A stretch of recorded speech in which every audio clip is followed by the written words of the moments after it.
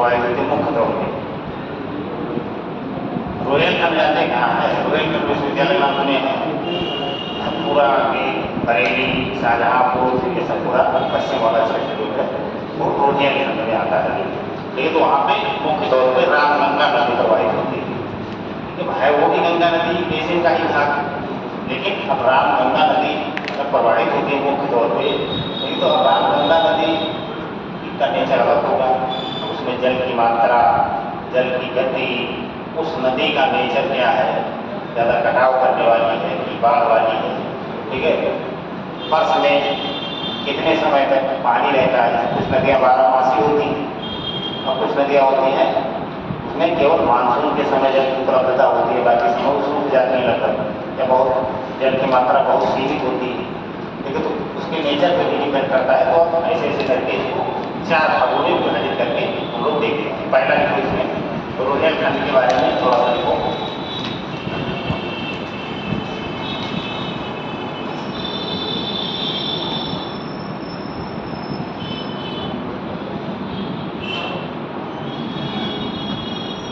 देखो यह गंगा यमुना एवं रामगंगा का उत्तरी प्रवाह क्षेत्र है। रामगंगा नदी का उत्तरी प्रवाह क्षेत्र है।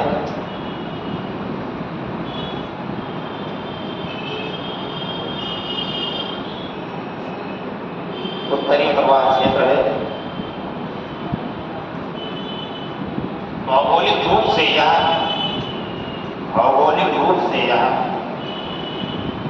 तराई एवं बांगर का प्रदेश है। तराई एवं बांगर का प्रदेश है।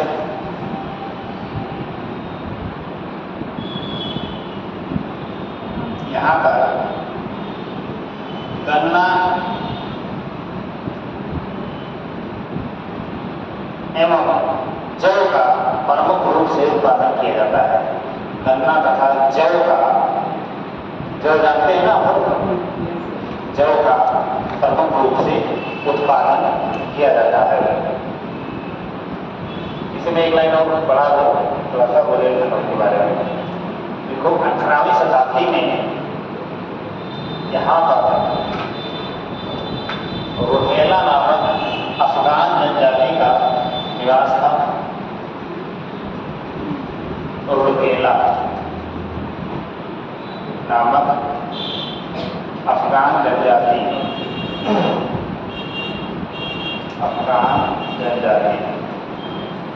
का निवास था। उन्हीं के नाम पर इसे रोहिलखंड कहते हैं। उन्हीं के नाम पर इसे रोहिलखंड कहते हैं। दूसरा नाम गंगा यमुना दोआब। गंगा यमुना दोआब दूसरा वाला, ये वाला बस रोहिलखंड के बारे में देखना है। ऐसे नामों में थोड़ा अलग अलग दिखेगा, नहीं कोई भी लिख सकते हो, कोई बहुत वो नहीं है। देखो गंगा यमुना दोआब,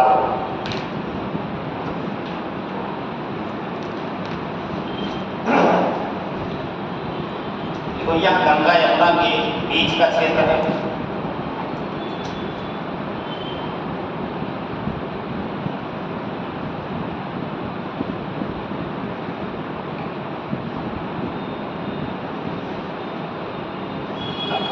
इसके नाम से क्लियर है, द्वार, गंगा यमुना का द्वार। द्वार आप समझ रहे हैं कि जो दो नदियों के बीच का क्षेत्र हो उसे हम लोग द्वार को बोलते हैं। ठीक है, तो कल क्लास में मैंने इसका डिस्कशन कर दिया है। कहीं पे भी दो नदियाँ अगर आपस में आके और मिल जाती हैं तो ये वाला जो क्षेत्र होगा ये पूरा द्वार की भांति होगा। इसको हम लोग द्वार बोलते हैं। ठीक है, जहाँ पे मिलेंगे उसको संगम बोला जाता है। तो इसको बांटा ही किया कि गंगा और यमुना नदी जो है इसके बीच का जो क्षेत्र है, ठीक है, उसको द्वार में बांटेंगे। तो अब बीच में भाई दो बड़ी नदियाँ हैं, गंगा और यमुना। ठीक है, तो अब इन दो बड़ी नदियों के द्वारा कैसे मैदान का निर्माण किया जाता है, कैसे वहाँ की भू आकृतिक है, वो सारा चीज़ में हम लोग लिखेंगे। तो देखो इसमें भी लिखते जब थोड़ा लिखना इसमें ज़्यादा पकड़ा होगा हम लोगों को। ठीक है, भूगोल है, बहुत सारे तथ्य हैं, तो थोड़ा लिखने की स्पीड भी आप लोग तेज रखा कीजिए। देखिए ना इसमें, देखिए यह गंगा यमुना के बीच का क्षेत्र है जो उपजाऊ क्षेत्र है। इसमें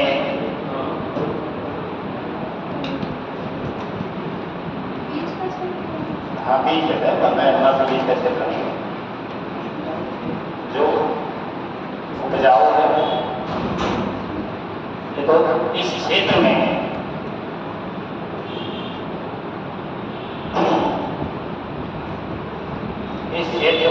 मुख्य तौर पर मुरादाबाद तथा बिजनौर के क्षेत्र में, मुरादाबाद तथा बिजनौर के क्षेत्र में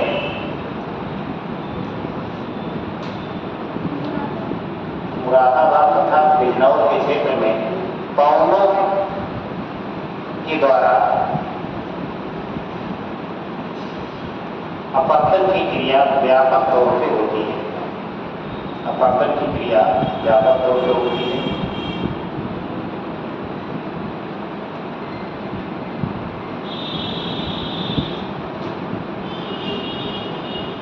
ऐसे प्रदेश को इस क्षेत्र में घोर प्रदेश कहते हैं। घोर, ऐसे प्रदेश को इस क्षेत्र में घोर कहते हैं।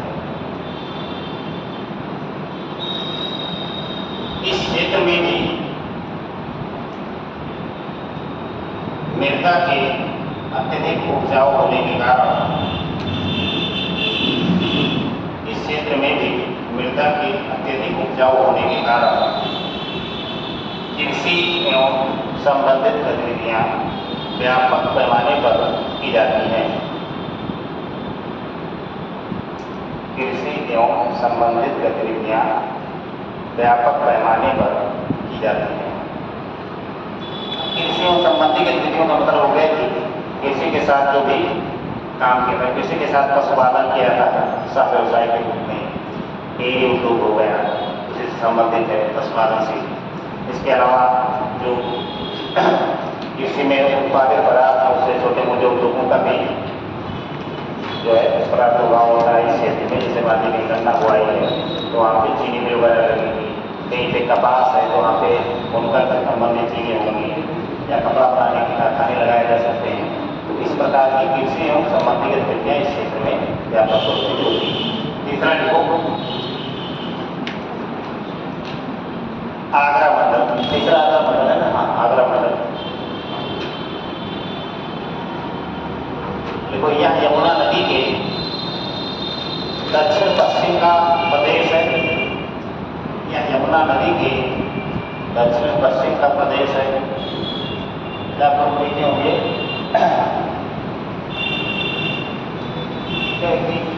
गंगा नदी जो ऐसे आती है वैसे यहाँ पे इलाहाबाद में थी, और इधर है यमुना नदी जो है यहाँ पे इलाहाबाद में जाती है गंगा नदी। और जो आगरा मंडल वाला मैदान है वो ये है। इसमें आगरा मंडल इसीलिए इसका नाम ले गए क्योंकि इसमें आगरा मथुरा वाराणसी जिले सम्मिलित हुए। तो ये दक्षिण पश्चिम क्षेत्र में है यमुना नदी के, क्या कहते हैं, यह यमुना नदी के दक्षिण पश्चिम का क्षेत्र है जहाँ चंबल के भी कुछ बेसिन प्राप्त होते हैं।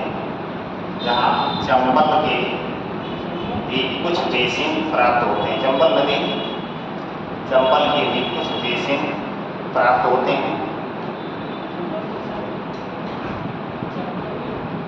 चंबल के भी कुछ बेसिन, जो चंबल का क्षेत्र है उसका कुछ भाग इस क्षेत्र में भी पड़ता है। अब समझाते हैं पूरी बात। तो प्राप्त होते हैं चंबल नदी के द्वारा। इस मैदान में मृदा को अपरदित किया जाता है। चंबल नदी के द्वारा इस मैदान में मृदा को अपरदित किया जाता है, जिसे पीहड़ या उत्खात भूमि, जिसे पीहड़ या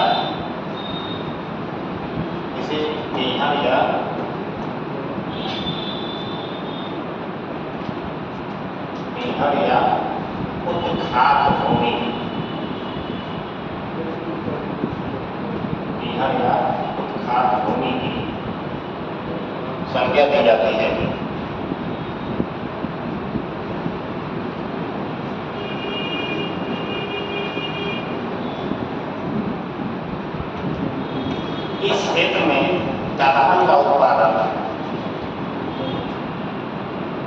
इस क्षेत्र में दलहन का उत्पादन व्यापक पैमाने पर किया जाता है। दलहन का उत्पादन व्यापक पैमाने पर किया जाता है। चौथा लिखो अवध का मैदान।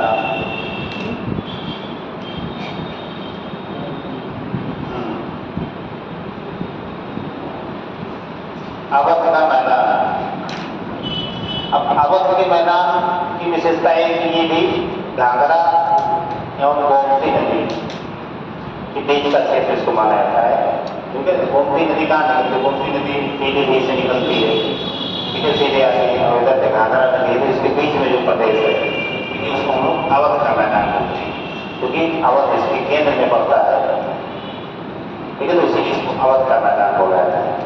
अवध के मैदान की क्या विशेषता है? यहाँ पर आप लोग रहते हैं, यहाँ तो अभियान जाएंगे, क्या विशेषता है?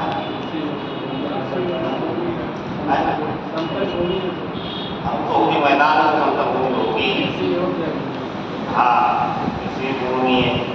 लेकिन अब इस क्षेत्र की सबसे बड़ी विशेषता ये है कि उपजाऊ भूमि के कारण यहाँ पे गन्ना, गेहूँ, धान इत्यादि फसलों की व्यापक तौर पर खेती की जाती है। इस क्षेत्र में ये अवध का मैदान फेमस है, ठीक है, प्रसिद्ध है। जैसे आगरा मंडल का जो मैदान है, ऊपरी गंगा का मैदान है, वहाँ पे बरसात कम होती है। आगरा मथुरा मंडल में बरसात की मात्रा काफ़ी कम होती है, ठीक है, तो वहाँ पे दलहन का उत्पादन किया जाता है, क्योंकि दलहन में थोड़ा पानी कम लगता है, ठीक है, जैसे सरसों हो गया, चना हो गया, ये सब जो है इसमें थोड़ा जो है इसकी मात्रा कम होती है, पानी या कम लगता है इसकी कृषि के दौरान।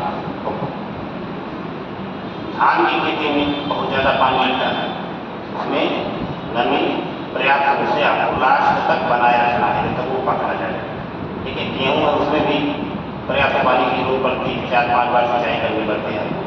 तो ऐसे प्रदेशों में होंगे जहाँ पर जल की उपलब्धता होगी। अब देखिए एक ही नदी का और एक ही बेसिन का मैदान है, लेकिन 4 अलग क्षेत्रों में जो है 4 अलग स्थितियाँ पाई जाती हैं। क्योंकि उत्तर प्रदेश का समझिए सबसे कम बरसात वाला क्षेत्र आगरा मंडल है। अगर क्या मुझे भी पूछा जाता है, माना जाए कि सबसे कम बरसात मथुरा में होती है, ठीक है, जनरल नॉलेज टाइप का कुछ किताबें आती हैं उसमें लिखा होता है। हालांकि हम मान लीजिए कि जो पश्चिमी क्षेत्र है बिल्कुल राजस्थान से लगा हुआ क्षेत्र है, आगरा मथुरा जो है राजस्थान से लगे हुए क्षेत्र है, तो वहाँ पे कुछ मरुस्थलीकरण का प्रभाव थोड़ा बहुत आपको देखने को मिल भी जाएगा, ठीक है। तो इसलिए उस क्षेत्र में भी दलहन का उत्पादन किया था। मैंने कल भी बताया था कि राजस्थान का जो मैदान है उसमें भी दलहन वगैरह उत्पादन भारी मात्रा में किया जाता है, तो उसी का प्रभाव वहाँ पे भी दिखता है। मुझे लिख लो अवध के मैदान में 2 लाइन, देखो यह गोमती एवं घाघरा नदियों के बीच का प्रदेश है। यह गोमती तथा घाघरा नदियों के बीच का अत्यधिक उपजाऊ प्रदेश है, अत्यधिक उपजाऊ प्रदेश है। यह गेहूं, चावल तथा गन्ने के लिए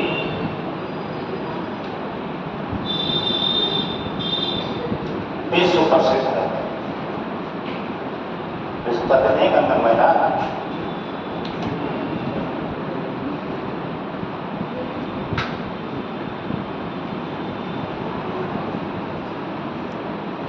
अब यह जो ये है ऊपरी गंगा का मैदान खत्म हो गया। ऊपरी गंगा का मैदान खत्म हो गया, मध्य गंगा का मैदान आ गया।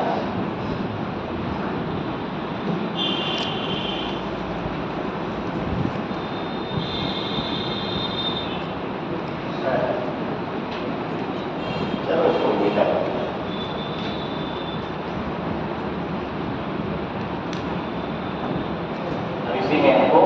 मध्य गंगा का मैदान देखना, मध्य गंगा का मैदान।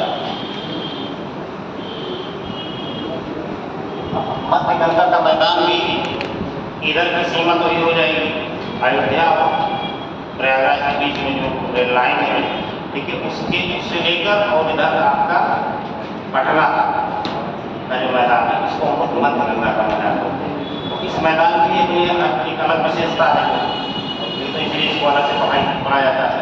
देखो मध्य गंगा का मैदान, मध्य गंगा का मैदान।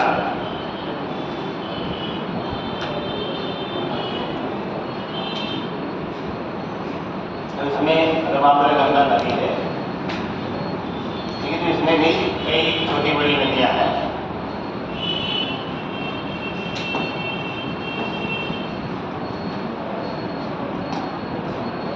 ठीक है, इसमें भी कई छोटे थोड़ा सा बना लो। इसमें आपका ऊपर से अगर देखेंगे तो ऊपर से राप्ती नदी आपको यहाँ पे दिखाई देगी मध्य गंगा के मैदान में। गंडक नदी दिखाई देगी, कोसी नदी दिखाई देगी, ये सब ऊपर से इसमें शामिल होगी। तो उसमें लिख लो राप्ती, गंडक और कोसी, इससे बना दो जो है राप्ती, गंडक और कोसी नदी। कोसी नदी, कोसी की ही नदी है छोटी सी कमला। ये सब उत्तर की तरफ से सम्मिलित नदियां हैं और नीचे की तरफ से कर्मनाशा, सोन, कर्मनाशा,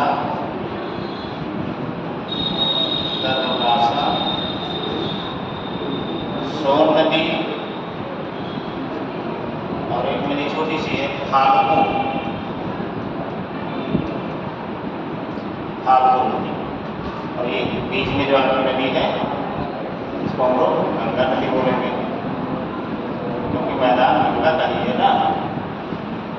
जैसे बना छोटा सा, तो अभी आगे इसको विभाजित करने में आसानी रहेगी कि दो नदियों के बीच इसी को हम विभाजित करेंगे, उसको अलग अलग नाम दिया जाएगा।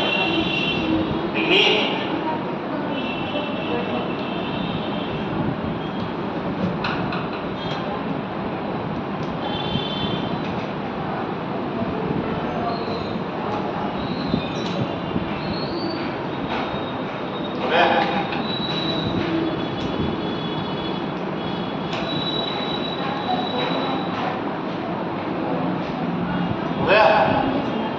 कौन सा ताजमहल बना रहा है आपका, घंटा लगा रहे हैं, हो गया? लोग अभी भी मर रहे हैं, बना रहे हैं, वे गुस्सा नहीं है, मरने कह रहे हैं, मार देंगे। हम कितनी बार मान लेते हैं तो थोड़ा ज़्यादा मान लीजिए। चलिए इसमें भी लिखिए, थोड़ा सा लिखते चलेंगे तो समझते हैं। चित्र बनवा दिए, इसको विभाजित करेंगे तो उसमें कई नदियों का नाम आया है, इसलिए मैंने यहाँ लिखवा दिया है। इसमें कई नदियों का नाम है, अभी आप लोग सुने होंगे। तो फाल्गु का नाम नहीं सुने होंगे, कर्मनाशा का नाम नहीं सुने होंगे, समला, गंडक वगैरह का सुने ही होंगे। तो लिखिए इस मैदान का विस्तार मुख्य रूप से, इस मैदान का विस्तार मुख्य रूप से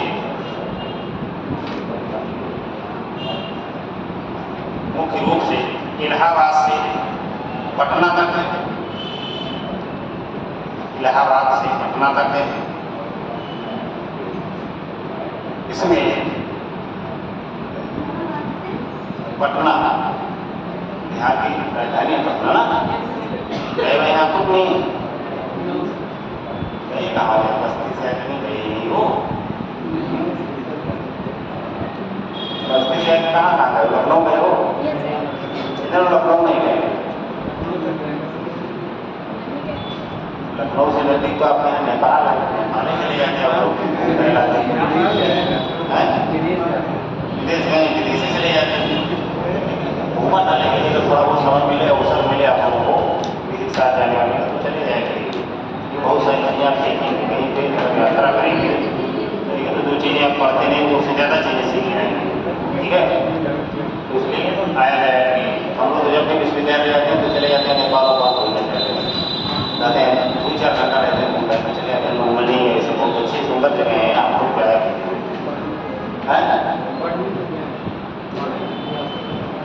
नहीं, वहाँ नेपाल की बात है, नेपाल के अंदर है, जैसे लुम्बिनी जो है, ठीक है, तो लुम्बिनी ज़्यादा दूर नहीं, विश्वविद्यालय से 15-20 किलोमीटर है, 30 किलोमीटर, आधे घंटे रास्ता है।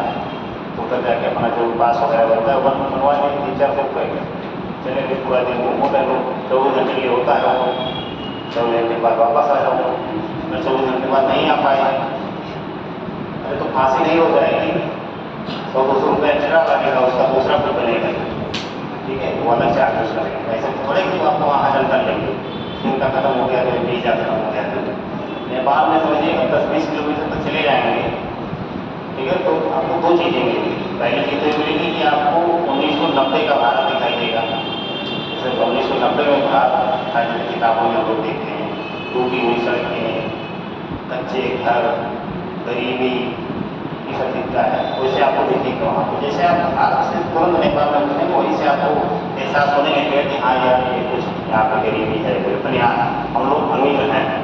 मतलब आप नेपाल के लिए समझिए अमेरिकी नागरिक हैं, ठीक है, नेपाल के लिए आप समझिए अमेरिकी नागरिक हैं, ठीक है।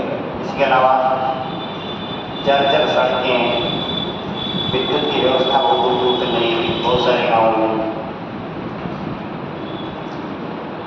कच्चे मकान, इस प्रकार के आपको वहाँ पे दृश्य देखने को मिलेंगे।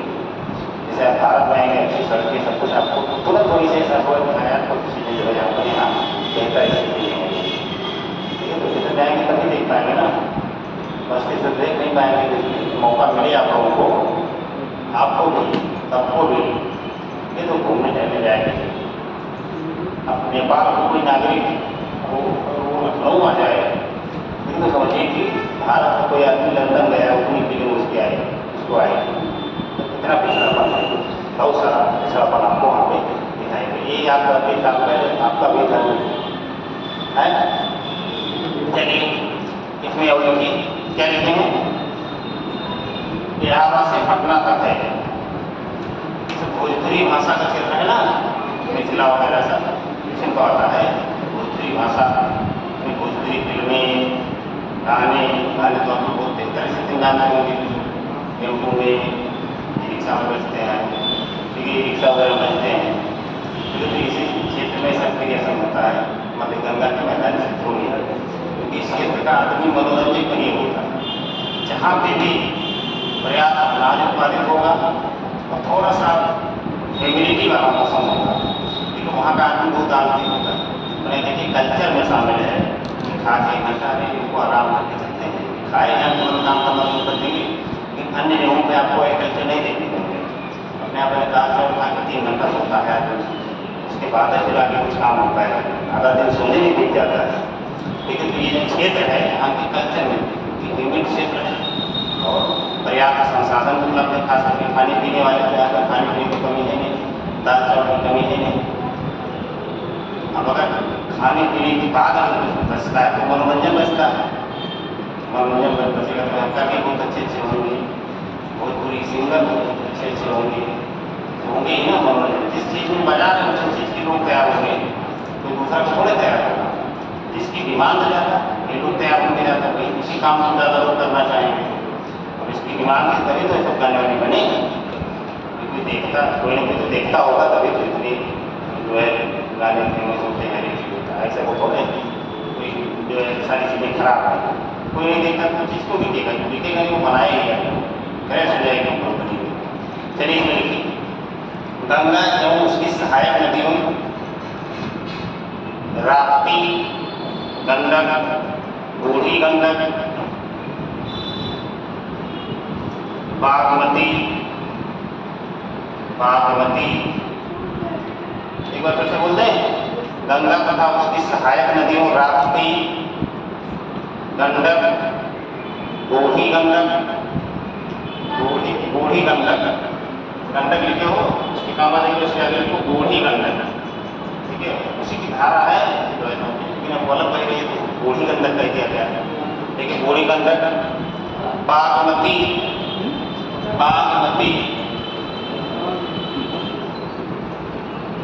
ये सब नदियाँ ऐसी हैं कि आप मानसून के समय में अगर आप न्यूज़ पेपर पढ़ेंगे तो बागमती नदी, पुनपुन नदी, ये सब बिहार में बाढ़ के लिए विख्यात होती हैं, लेकिन न्यूज़ पेपर पढ़ते ही नहीं आप लोग, नहीं तो देखें सारी नदियों की चर्चा हमेशा आती रहती है, अर्थात क्या कर पाती है, छोटी छोटी नदियाँ लेकिन बाढ़ के लिए विख्यात है।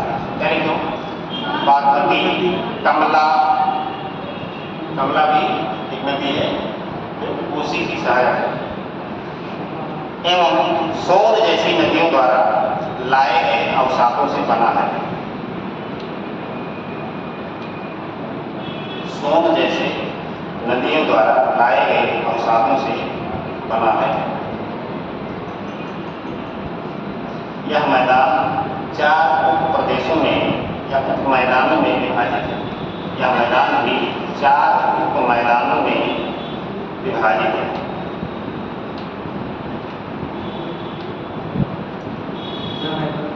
चार उप मैदानों में विभाजित है। ठीक है, तो 4 का नाम नहीं लिखो इसे। पहला है भोजपुर का मैदान, भोजपुर का मैदान, ठीक है। दूसरा लिख लो भोजपुर का। दूसरा है मगध का मैदान, मगध,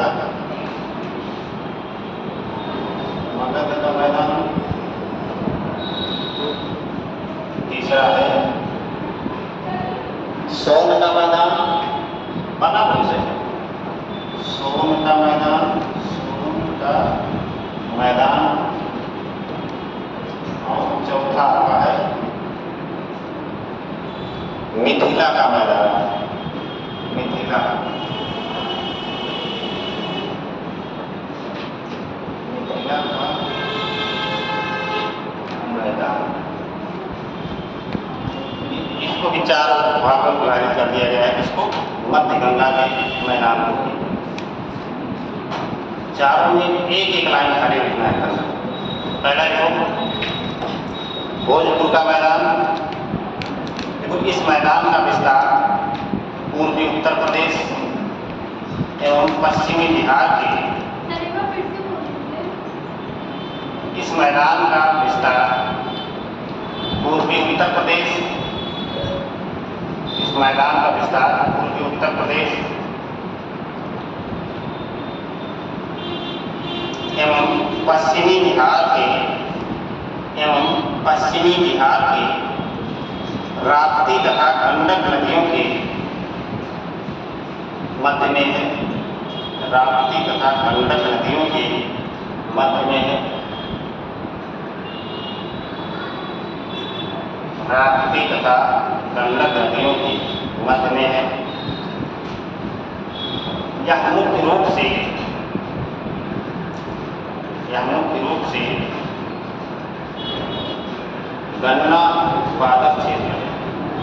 यह मुख्य रूप से गन्ना उत्पादक क्षेत्र है। इसी में आगे बढ़ा दो, यह मुख्य रूप से गन्ना उत्पादक क्षेत्र है। यह मुख्य रूप से गन्ना उत्पादक क्षेत्र है। आवाज नहीं जा रही है, ठीक है, बढ़ा दे थोड़ा, अब जा रही है, ठीक है। तो लोग से लास्ट वाक्य है कि यह मुख्य रूप से गन्ना उत्पादक क्षेत्र है, ठीक है। लेकिन मैं आप लोगों को बताता हूँ कि भारत में जो गन्ने की कृषि हुई थी, क्योंकि वो लगभग इसी क्षेत्र से शुरू हुई थी।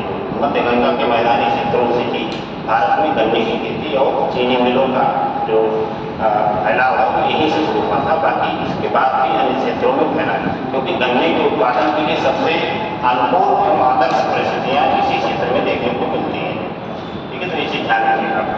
दूसरा मैदान में वो कौन सा है? मगध का मैदान, मगध का मैदान। देखो यह गंडक सोन, यह गंडक सोन एवं यह गंडक सोन,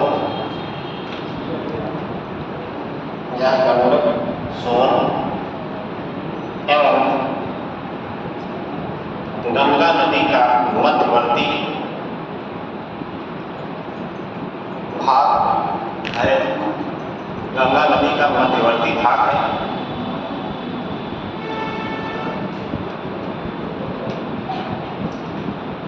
बिहार के हाजीपुर, जहानाबाद, बिहार के हाजीपुर जिलों के नाम है। हाजीपुर, जहानाबाद,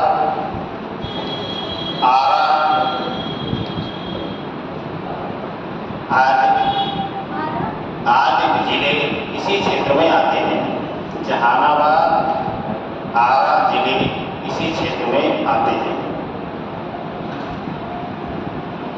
कम से कम भोजपुरी गाना सुनते तो जिलों को नाम पता होता, लेकिन नहीं सुनना है आपको, सुना कीजिए। फिल्में वगैरह आप देखा कीजिए, जो है इतने अच्छे फिल्में देखिए, बॉलीवुड की सब अच्छी चीज़ें किसी देख के बनाई जाती हैं। लेकिन उन सारी फिल्मों को देखेंगे तो बहुत सारी चीज़ें आपको पता चलेगी। ठीक है, फिल्मों से भी आदमी सीखता है। कहा है कि फिल्में समाज का दर्पण होती है, यानी समाज में जो घटनाएं घटित होती हैं, ठीक है, वही घटनाएं जो है हमारे सामने नाटकीय रूप में प्रस्तुत की जाती हैं। और ये भी है कि फिल्में देख के भी समाज उसी प्रकार की क्रिया भी करता है। जैसे में इसी प्रकार का एक प्रश्न बना था कि सिनेमा में समाज से सीखकर जो है अपना विकास किया है, या लोगों ने सिनेमा से सीख के अपना व्यवहार किया, यानी कौन किससे सीखा, कौन किससे ज़्यादा प्रभावित हुआ। ठीक है, तो ये एक तरह से जैसे पहले तो ये पद्धति प्रचलित थी कि जो है सिनेमा समाज का दर्पण है, यानी एक तरफा बात होती थी कि भैया सिनेमा समाज का दर्पण, यानी समाज में जो भी घटनाएं, जिस प्रकार की घटनाएं घटित होती हैं, वही घटनाएं सिनेमा में दिखाई जाती हैं। उसी प्रकार की मूवियाँ बनती हैं, उसी प्रकार की तमाम वेब सीरीज बनती हैं, चाहे वो निगेटिव खबर हो या पॉजिटिव खबर हो, उसी प्रकार की घटनाएं जो है सिनेमा में दिखाई जाती हैं। लेकिन अब ऐसा नहीं रहा, अब ऐसा होने लगा, इसका एक उल्टा होने लगा है। अब जो है सिनेमा को देख के लोग उस तरह का व्यवहार करने लगे हैं। अभी तमाम देखिए बहुत सारे न्यूज़ प्रोग्राम में आप हमेशा आता रहता है खबर में कि फला मूवी देख के एक लड़के ने अपने चाचा का कत्ल कर दिया, अपने शिक्षक को मार दिया, ठीक है, अपनी माँ को चाकू मार दिया, और ये फला वेब सीरीज से प्रभावित था, फला फिल्म से प्रभावित था। देखिए इस प्रकार की खबरें आपको आए दिन मिल जाएगी, लोकल स्तर पर भी बड़ी खबरों में मिल जाएगा। तमाम इस प्रकार की हॉरर क्राइम थ्रिलर मूवियाँ होती हैं जिसमें वहाँ झगड़ा ऐसा बहुत ज़्यादा दिखाया जाता है। ठीक है, तो वो सब आपको दिखेगा। ठीक है, तो पहले दर्पण था, लेकिन दर्पण नहीं रह गया, दर्पण में दोनों तरफ दिखाई देता है। ठीक है, इधर भी खड़े होंगे तब आप देखेंगे, उधर से खड़े होंगे तब कोई न कोई दिखेगा। तो सिनेमा की स्थिति इस प्रकार की होगी। इससे पहले की मूवी अगर 90 के दशक की मूवियाँ देखेंगे तो भारत के समाज की जो संरचना थी, स्ट्रक्चर था, सोशल स्ट्रक्चर, उसी प्रकार का स्ट्रक्चर दिखाई देता था। जैसे ये कोई जो है जमींदार टाइप का आदमी रहता हो, ठीक है, और वो बहुत ज़्यादा अमीर रहता होगा गाँव या अगल बगल में, ठीक है, और बाकी लोगों को उसका शोषण करते हुए दिखाया जाता था। लेकिन अमूमन फिल्मों में इस प्रकार के दृश्य दिखाए जाते थे, उसमें हीरो लोग को अपना घुसा देते थे जबरदस्ती का। संरचना तो समाज की एक्चुअल में जमींदार थे और वो लोगों का शोषण करते थे तमाम स्तरों पे। ठीक है, मजदूरी कराते थे, जबरन काम करवा लेते थे, मजदूरी नहीं देते थे, ठीक है, उनके खेतों पे कब्जा कर लेते थे, मारते पीटते थे। इस प्रकार की उत्पीड़न की तमाम कहानियाँ अपने यहाँ की हैं, लेकिन इस प्रकार से फिल्मों में दिखाया जाता है। हम अलग विषय की फिल्में हैं भाई, फिल्मों में थोड़ा सा मनोरंजन अगर नहीं होगा कि कोई इस प्रकार का सुपरमैन उसमें घुसा दिए हीरो के रूप में, लेकिन जो उससे संघर्ष करता है और अंत में उसको हराता है, ठीक है, तो उस प्रकार की फिल्में बनती थी। लेकिन लगभग 2005 से 10 के बाद में जो फिल्में बननी शुरू हुई, उसने इस सब विषय को छोड़ दिया। उसने समाज में इतने व्यापक विषय को नहीं मिटाया, उसने छोटे छोटे विषय को उठाना शुरू कर दिया। छोटे छोटे विषय को कोई बिल्कुल रीजनल स्तर पे फॉलो की जाती है। जैसे कोई प्रथा है कहीं पे जो आज के समय में वो प्रथा की स्थिति में आ गई, तो उसको बदलना है, उस पर फिल्में बनेंगी, या बहुत सारे जो ऐसी घटनाएं हैं कि जिसपे समाज को सीखने की जरूरत है, उस पर लोग फिल्में बना बना के पैसा कमा रहे हैं। ठीक है, तो अब सिनेमा में अपना स्वरूप बदल गया। अब दर्पण नहीं रहा, क्योंकि दर्पण ही केवल अब दर्पण नहीं रहा, अब दर्पण में दोनों तरफ दिखाई देगा। यानी सिनेमा भी आप से सीख रहा है और आप भी सिनेमा से सीख रहे हैं। आपके पहनने का ढंग, कपड़ा पहनने की विशेषता, बाल कटवाने का, सबसे आपके सिनेमा की स्पष्ट झलक दिखाई देगी, इसमें नो डाउट। ठीक है, छोटे छोटे बच्चों को दिखाई देगी तो आप लोगों को दिखाई देगी, जो सबसे ऊपर हो जाएगा उसको कम दिखाई देगी। समझ जाएगा कि तो बिल्कुल बनाने का जो है कहानी है, बाकी कुछ है ही नहीं। बाल बाल पहनना अच्छा कटवा तो कोई मतलब निकलेगा नहीं। अगर नौकरी नहीं लगी तो फिर तब खत्म। ठीक है, अगर अपना जुगाड़ सही नहीं बैठा कि आजीविका का अगर व्यवस्था नहीं हो पाई तो क्या मतलब है। ठीक है, खाद का भाव आपको चाहे 10 साल का रखो, कोई पूछने वाला है, लेकिन वो समझ जितना जल्दी समझ जाएगा तो उतना आराम मिलेगा। चाहे हनी सिंह कटाओ, चाहे हनी सिंह का कटाओ, कोई दिक्कत नहीं है। जो ठीक है, तो अब ये सब कहीं ना सिनेमा से ही तो सीख के आदमी उस तरह का व्यवहार कर रहा है। खास करके महिलाओं को देखे कि यहाँ कपड़ा पहनने का चलन जो है, यहाँ कल्चर की बात नहीं कर रहा हूँ, बस उसके लिए उतना हाईटेक कल्चर है। आप जैसे महानगरों में चले जाएंगे तो वहाँ पे देखिए कपड़ा पहनने का वो सब कहाँ से सीख रहे हैं। ठीक है, वो सब यहीं से सीख रहे हैं। ठीक है, सिनेमा, टेलीविजन, अभी देखो कितने खतरनाक खतरनाक सीरियल चलते हैं घरों में। सास भी कभी बहू थी, बहू भी कभी सास थी, डकैत चुड़ैल, हत्यारी, ऐसे करके नाम रहता है, हत्यारी महिला या हत्यारी भाभी, इस प्रकार के आप नाम देखेंगे, क्या नाम ही सुनने डर जाएंगे। ठीक है, और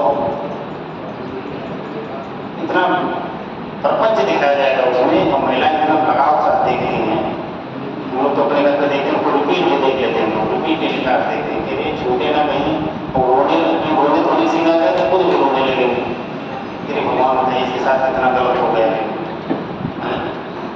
यानी अगर आदमी इस स्तर पर जाके इमोशनल हो रहा है उसके, तो इसका मतलब जो परदेश देख रहा है और देख ही नहीं रहा है, वो उसे सीख नहीं रहा है। ठीक है, कई घरों में तो रिमोट के लिए बवाल हो जाता है कि अब तो हमारे हिसाब से चलेगा, तुम्हारे हिसाब से चलेगा। ठीक है, तो ये सब समझा रहता है। चलिए आगे उसमें थोड़ा सा लिखिए, क्या लिखे हैं?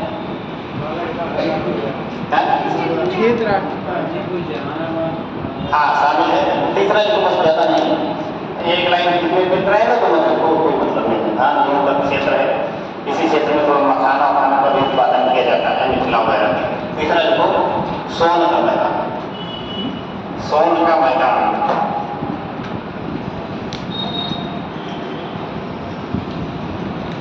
देखो, यह कर्मनाशा नदी तथा भागपुर नदी के बीच का प्रदेश है।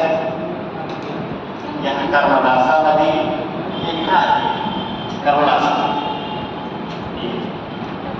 कर्मनाशा नदी तथा भागपुर के बीच का क्षेत्र है। भागपुर के बीच का क्षेत्र, भागपुर नदी का नाम है ना, तो काहे का नंबर है वो, कर्मनाशा एवं भागपुर नदी के बीच का क्षेत्र है। यह खाकर प्रदेश है, यह खाकर प्रदेश है। खाकर प्रदेश में बताने की जरूरत है, यहाँ पे अर्थात नवीन जलों का बहाव हो या निषेधन हो, उसे हम खाकर बोलते हैं। तो बहुत उपजाऊ होता है। देखो, इसमें उपजाऊ होता है तो यहाँ पर क्या क्या उत्पादित करते हैं। यहाँ क्षेत्र दलहन एवं चावल की कृषि, यह क्षेत्र दलहन एवं चावल की कृषि के लिए प्रसिद्ध है।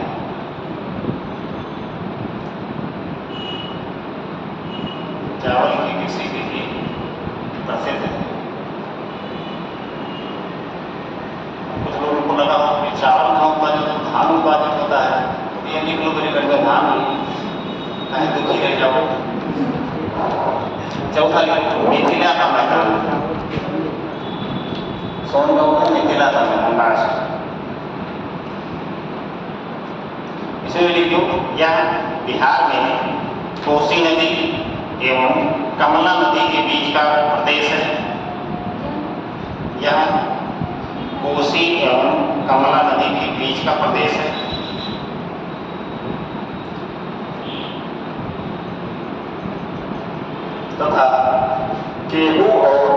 चावल की प्रधानता देखने को मिलती है। गेहूं और चावल की प्रधानता देखने को मिलती है।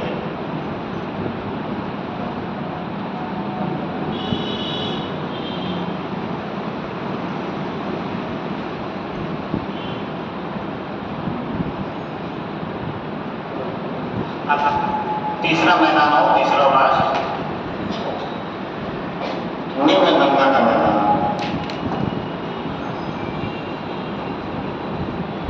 निम्न गंगा का मैदान।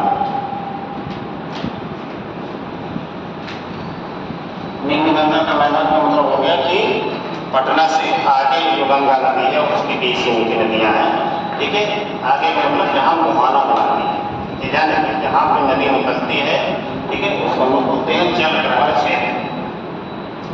जल ग्रहण क्षेत्र,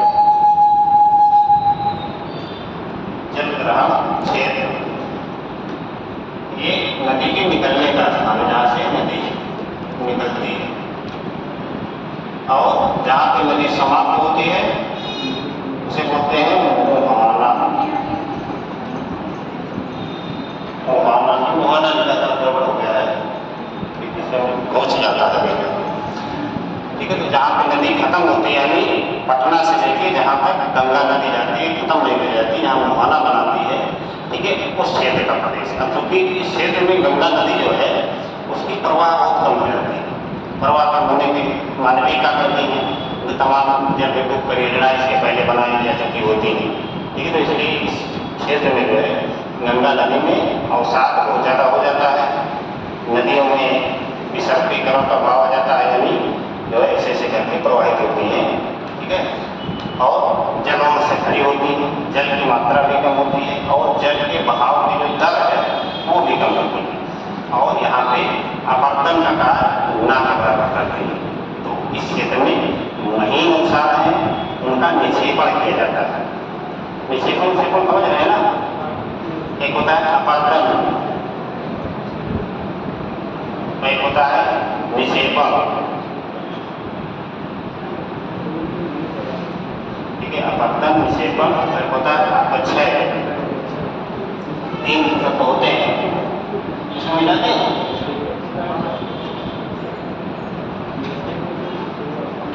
इसीलिए मैं कहता हूँ खुद जल्दी इतना कहीं जोड़ देके कहते हैं भैया एनसीईआरटी वाली किताब आपको ले लीजिए, पढ़ डालिए,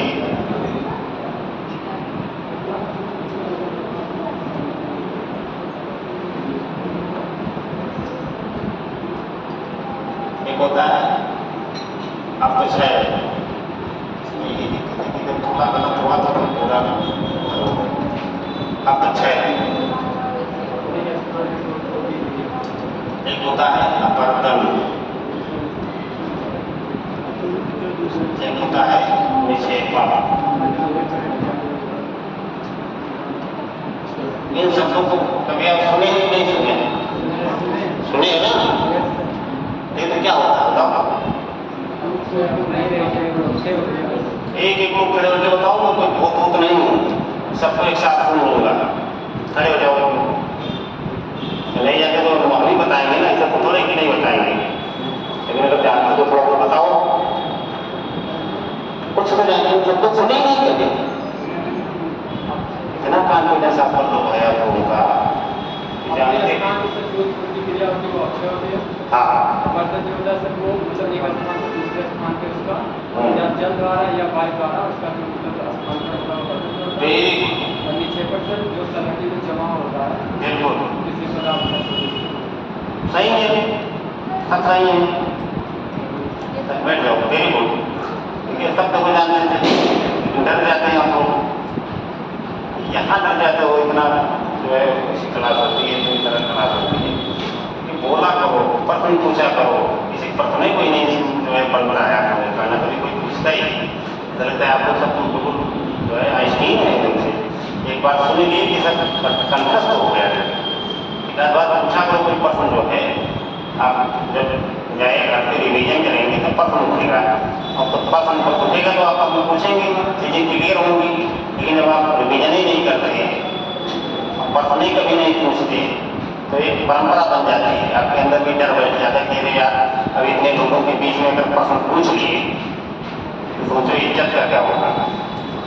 ठीक है, तब बेकार हो जाएगा। क्या जिसको ये भी चीज नहीं आता था, चाहे उनको भी ना आता हो, ये चीज होता है बीच में, चाहे उनको भी ना आता तो कहेंगे कि अरे यार बताओ, तब इज्जत बेकार हो गई जो है इतने लोगों के बीच में पूछ रही। ये इतना तरह की नहीं पूछना ही नहीं चाहिए।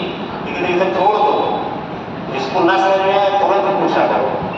ठीक है, पूछा भी करो तो बताऊँ। ठीक है, अगर कहीं नहीं पूछे तो हम पूछेंगे, हम पूछेंगे तब फिर और बेइज्जती फील होगी। 2-4 मिनट क्लास में मतलब दूसरी माहौल में चले जाएंगे आप लोग। ठीक है, और मैं एक एक करके पूछना शुरू कर दूँगा, तब जाने समझे कि बहुत ज़्यादा दिक्कत होगी। इसीलिए बेसिक चीज़ें आप लोग पढ़ के आए कीजिए और NCERT की किताब जितना जल्दी हो सके पढ़ लीजिए। नहीं कुछ भी नहीं समझ में आएगा। बिल्कुल इन्होंने सही बताया। आपको क्षय जो होता है शब्द से ही क्लियर कर दिया। शब्द ध्यान दो, क्षय, क्षय का मतलब क्या होता है? क्षय का मतलब कोई चीज कमजोर हो, जैसे आदमी को क्षय रोग हो जाता है। क्षय रोग क्या होता है? टीबी जिसको लोग बोलते हैं। तो क्षय रोग में क्या होता है? टीबी में क्या होता है? टीबी में क्या होता है? अपने फेफड़े के आसपास जो टीबी के दीवारों होते हैं धीरे धीरे उसको काटना शुरू कर देते हैं, धीरे धीरे कमजोर करना शुरू कर देते हैं। और धीरे धीरे समय ऐसा आ जाता है आप मरेंगे नहीं, कहेंगे टीबी हुई आज भी तक मर गए, मरेंगे भी नहीं करेंगे। ठीक, दवा वाले ने तो खैर बहुत सब चीज दिला जाता है, बाद में टीबी से नहीं मरता है, लेकिन आपको धीरे धीरे कमजोर करते चले जाए।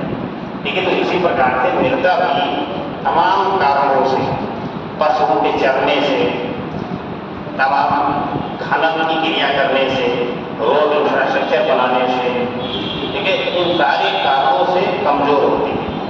ठीक है, उसके अंदर टूट फूट हो जाती है। टूट फूट के कारण जो है वो, अगर वायु चल रही है तो वायु के द्वारा, धूल के रूप में, हिम अगर कहीं जमा हुआ है, हिम एक स्थान से दूसरे स्थान पर लुढ़क रहा है तो उसके माध्यम से, या तो फिर जल के माध्यम से जब दूसरे स्थान पर प्रवाहित हो जाते हैं तो उसको हम लोग कटाव करके जो प्रवाहित होती है, ठीक है, उसको हम लोग अपरदन करते हैं।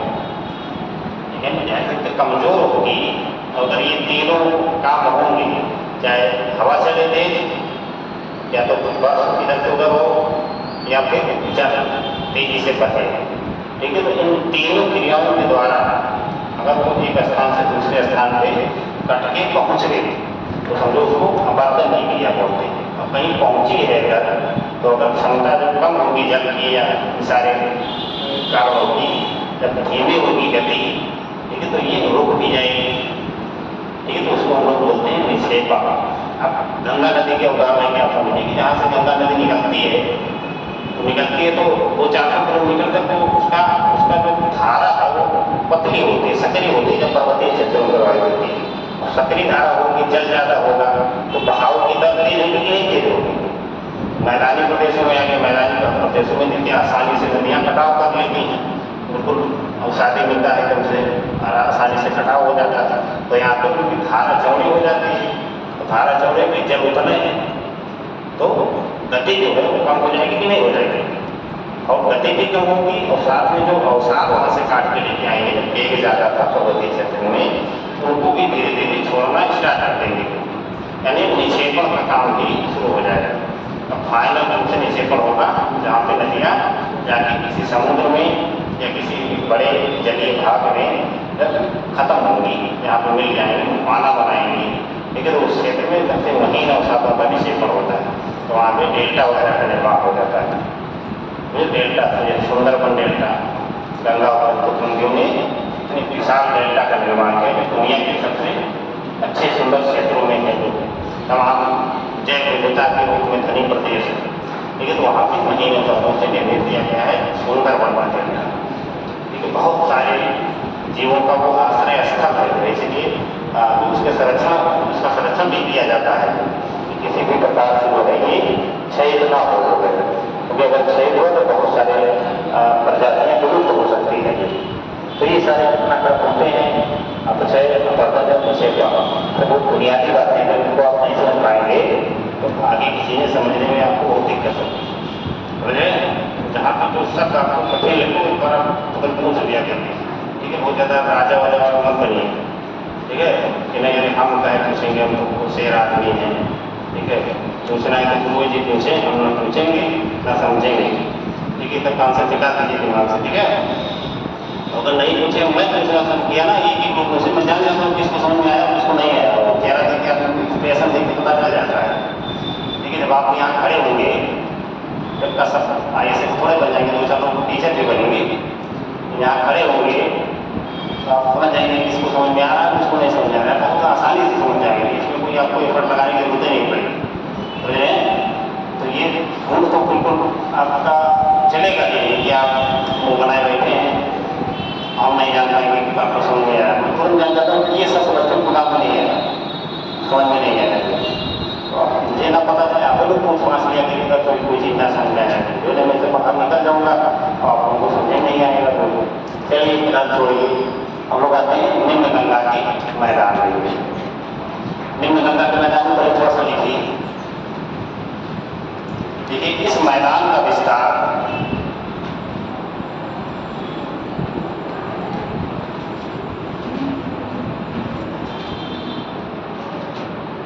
पटना से लेकर भारत बांग्लादेश की सीमा पर अवस्थित, भारत बांग्लादेश की सीमा पर अवस्थित फरक्का तक है, भारत बांग्लादेश की सीमा पर स्थित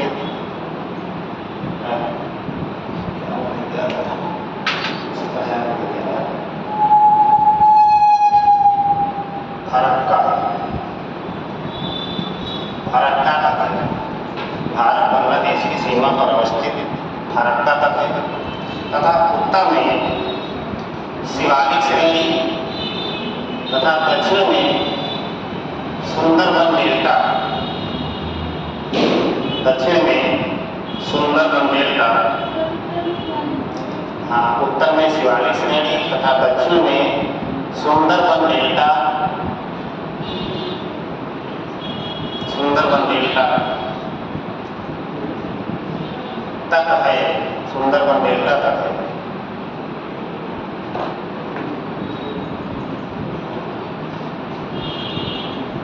इसका निर्माण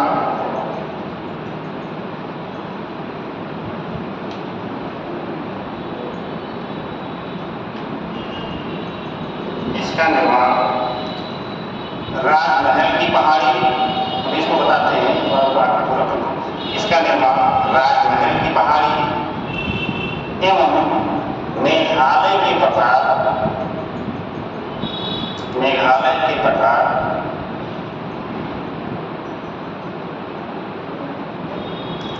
मेघालय के पठार की भूमि के अवतरण से, की भूमि के अवतरण से, अवतरण से, अवतरण से, की भूमि के अवतरण से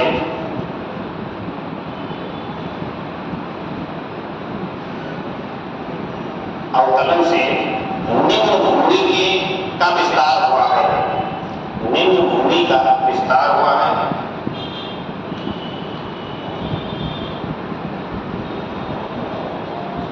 जिस कारण से गंगा एवं उसकी सहायक नदियों के द्वारा,